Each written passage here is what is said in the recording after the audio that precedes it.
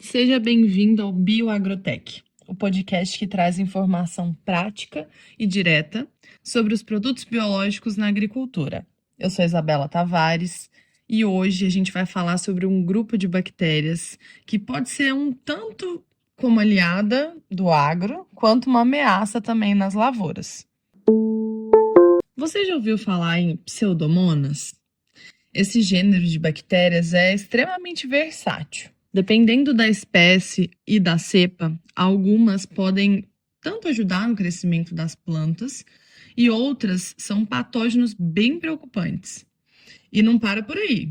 Tem até pseudomonas com potencial inseticida e outras usadas como biorremediadoras pelo meio ambiente. Então fica comigo até o final, segura aqui na minha mão, porque esse episódio ele vai te ajudar a entender melhor como essas bactérias funcionam e como que a gente pode utilizar no agro, ou seja, no nosso dia a dia. Mas antes da gente entrar nas funções benéficas e prejudiciais desse grupo de bactérias, vamos entender melhor o que são as pseudomonas? Bom, elas são bactérias gram-negativas, amplamente distribuídas na natureza, podendo ser encontradas no solo, na água, nas plantas e até mesmo nos seres humanos.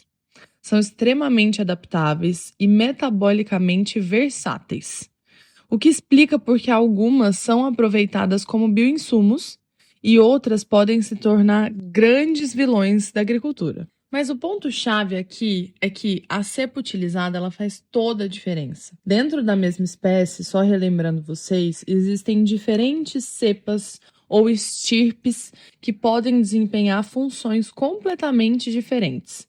E isso influencia diretamente a sua aplicação no campo, tá bom? Agora a gente vai falar sobre as pseudomonas do bem.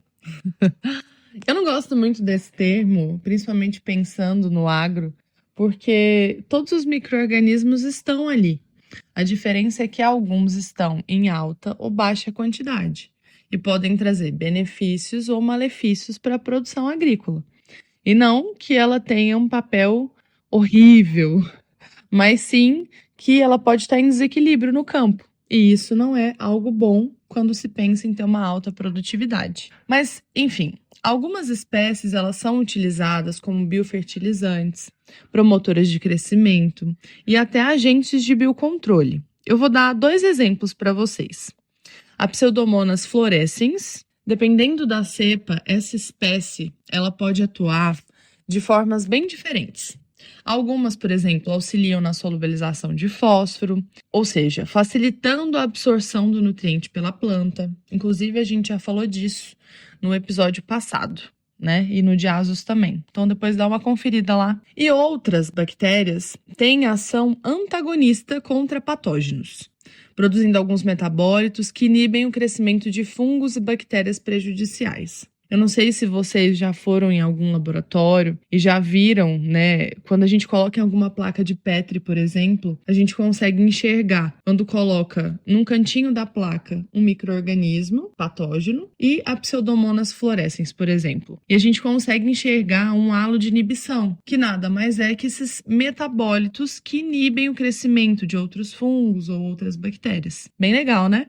Bom, também tem a espécie Pseudomonas chlororhaphes. É uma espécie muito interessante porque ela atua tanto na solubilização de nutrientes quanto no controle de pragas também, além de ajudar na disponibilidade de fósforo no solo. Ela também produz alguns compostos bioativos que afetam a fisiologia de alguns insetos, funcionando como um agente de biocontrole. Então, ou seja, além de estimular o crescimento das plantas, algumas cepas de Pseudomonas ainda protegem contra doenças e pragas. Mas como exatamente ocorre esse controle biológico? Vem entender melhor. Essas bactérias possuem um mecanismo muito interessante de combate a insetos. Elas produzem metabólitos tóxicos que podem agir de diferentes formas no organismo da praga. Primeiro, pode ser um ataque à cutícula e ao intestino. Alguns compostos, como lipopeptídeos, por exemplo, podem destruir a estrutura da cutícula, ou seja, a pele do inseto, e gerar lesões também no intestino desse inseto. devido à multiplicação dessa bactéria no corpo do próprio inseto, levando à morte por infecção. Ou seja, a bactéria ela vai se multiplicar dentro do corpo do intestino e levar a uma infecção generalizada, que pode resultar a morte da praga. Isso é chamado de indução de septicemia. Segundo, a produção de toxinas, que nesse meio tempo pode ocorrer também porque algumas cepas elas secretam substâncias que afetam o sistema nervoso dos insetos, causando paralisia ou até mesmo perda de funções vitais. E terceiro, estresse oxidativo. Alguns metabólitos geram radicais livres que atacam as células dos insetos e podem comprometer sua sobrevivência também. Ou seja, as próprias bactérias produzem alguns metabólitos que também podem levar esse inseto à morte. E eu também quero comentar uma outra questão com vocês que, se vocês quiserem, pode ser até tema de próximos episódios. Eu até fiz uma enquete lá no Instagram e o pessoal votou em bacilos e Bovéria para serem os próximos temas do episódio. Então, só fazendo um adendo, a Bovéria no campo, obviamente, né, pós-aplicação, se tiver uma temperatura ideal, uma umidade ideal, depois de uns 5, 7 dias, ela forma no inseto como se fosse uma teia. Por quê? A quantidade de conídeos que é formado de dentro para fora, justamente por conta também dessa formação de hifas e micélios e, consequentemente, os conídeos, que, calma, eu também vou explicar nos próximos episódios. Isso pode gerar um efeito bem interessante, porque a gente consegue observar na lavoura se realmente teve um efeito do fungo, né? Agora, quando a gente faz uma aplicação de pseudomonas, geralmente toda aplicação que a gente faz com biológico é junto com químico, pensando no manejo integrado de pragas, a gente consegue observar que é muito difícil ver uma ação visual do micro-organismo. Por quê? Porque a pseudomonas ela age tanto pelos metabólitos quanto pela sua multiplicação, liberação de toxinas, de fora para dentro. A gente não vê uma ação posterior de dentro para fora também, assim como acontece com os fungos, seja uma bovéria, seja uma isária, um metarrhizium, por exemplo. Tá? Então fica esse alerta para vocês observarem isso. Ah, e uma curiosidade também, o nome Pseudomonas fluorescens, não é à toa, tá? Essa bactéria tem um truque especial.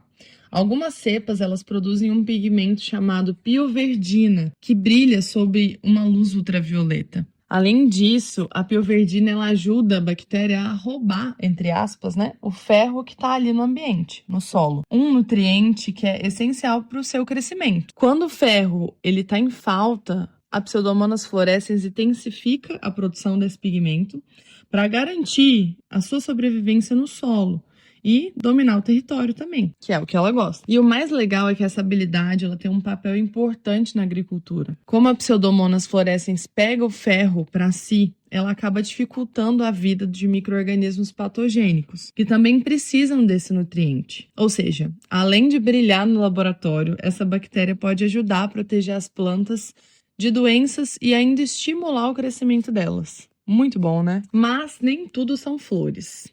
Algumas espécies de pseudomonas são verdadeiras vilãs na agricultura, viu? Um dos exemplos mais conhecidos é a Pseudomonas syringae. Espero que eu esteja falando corretamente.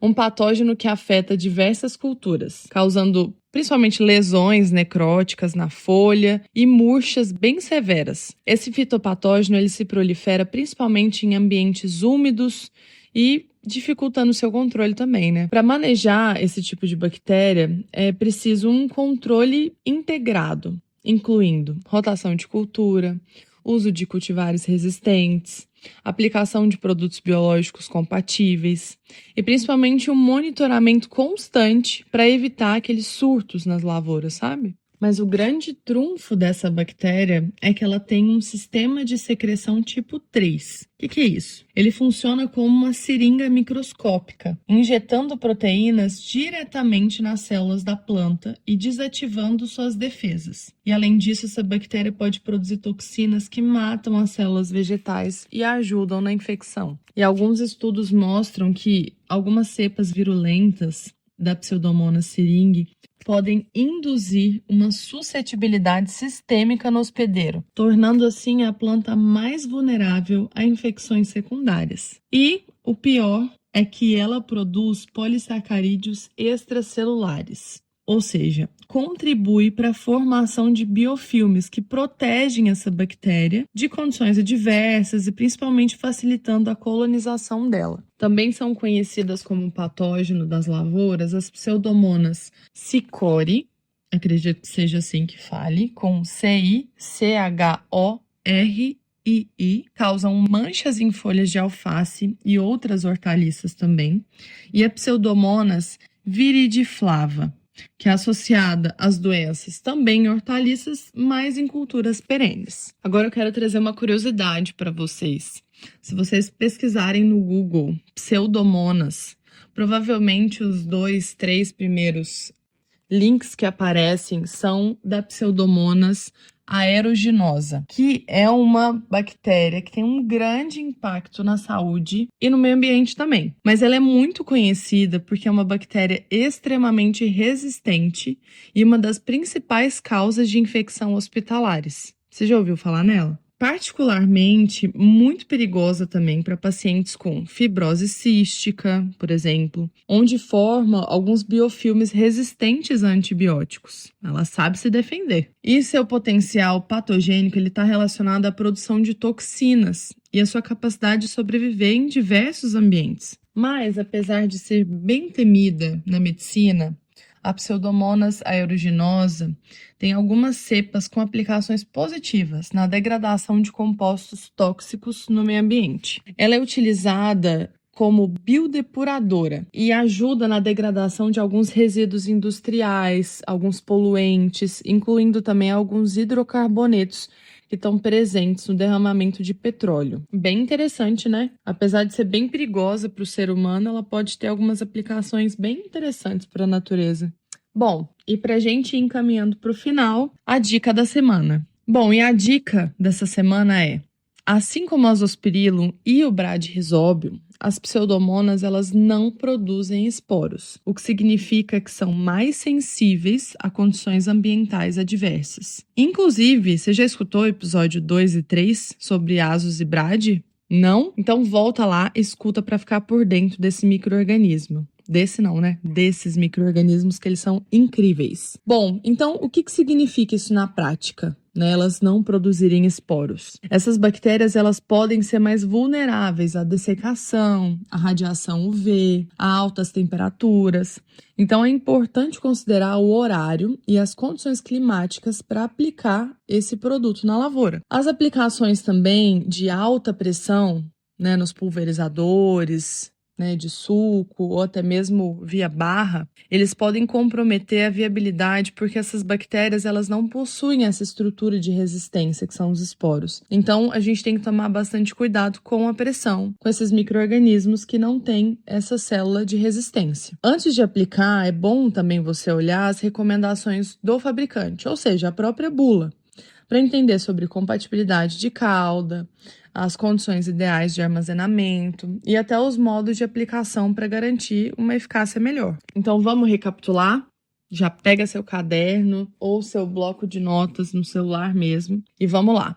Qualquer coisa, pausa. As pseudomonas, elas são bactérias gram-negativas, ou seja, também não produzem esporos, e elas atuam no crescimento vegetal e também no controle de pragas, dependendo, obviamente, da sua espécie e da sua cepa ou estirpe. Mas algumas podem ser patogênicas. A cepa, só lembrando, ou estirpe faz toda a diferença. Então, uma mesma espécie, relembrando vocês, podem ter funções distintas dependendo da variante utilizada, da estirpe ou da cepa, enfim. Pseudomonas benéficas, elas solubilizam nutrientes, protegem contra patógenos e podem ajudar no controle de insetos. Já pseudomonas patogênicas, como por exemplo a pseudomonas syringae, causam doenças em plantas e exigem manejo cuidadoso. Se você está anotando, pseudomonas syringae, a espécie se escreve com